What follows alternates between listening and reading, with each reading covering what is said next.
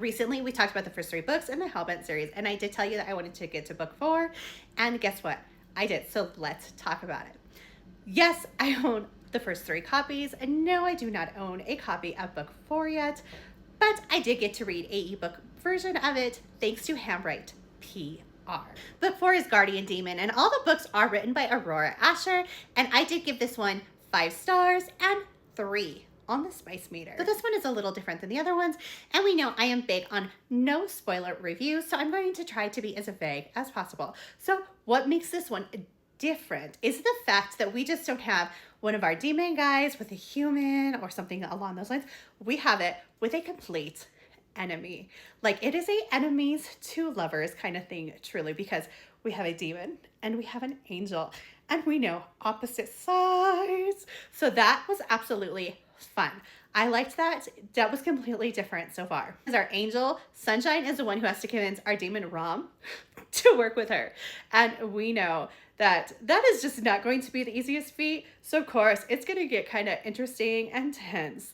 And it gets really fun in there. Just like the other books, it is more of a complex paranormal romance. And it does have some heavier topics, but overall, it does remain kind of lighter and more of like a comedy in a way, as well as the fact that it is spicy. As I said, I did give it 3 on the spicy meter. It is not pure spice.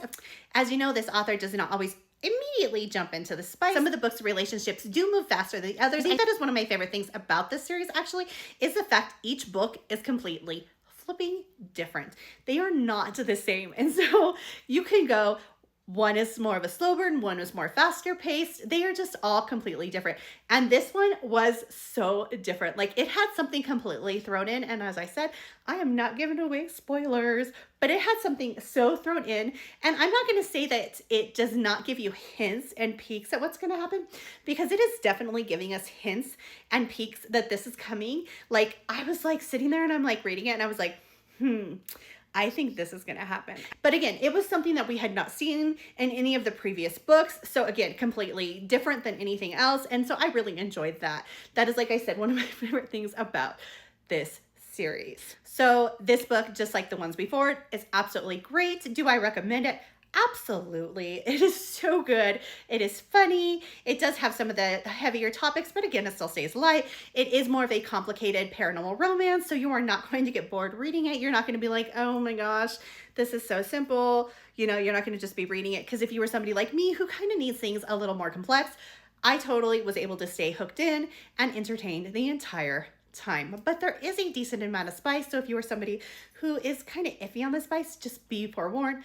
There is a decent amount of spice, but I don't feel like this one had as much spice as some of the previous ones. I'm going to give you a quick overview so you can decide whether you want to read this book or not.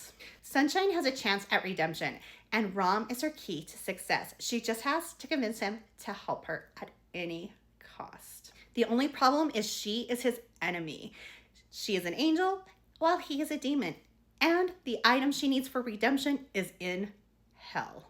Working with him will be hard, especially since she is drawn to him in ways she cannot explain. I absolutely love this series. I think it is a great series, especially for paranormal romance lovers who love some spice. I recommend this one. I loved this one, and I think you just might too.